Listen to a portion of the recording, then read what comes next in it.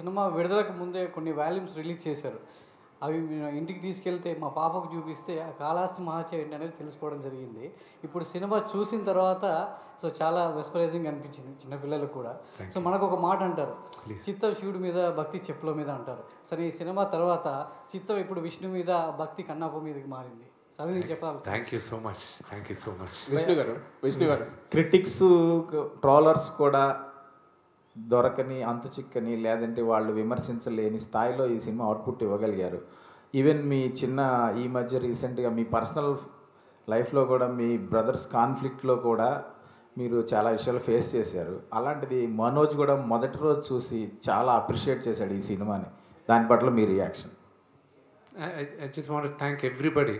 Cinema చూసి appreciate చేసిన ప్రతి ఒక్కరికి my sincere thank you. Vishnu garu congrats అండి మీకు, మీ టీంకి. సక్సెస్, బిగ్ సక్సెస్, మంచి కంటెంట్. మీరు ఓటీటీ కూడా రైట్స్ ఇవ్వలేదు.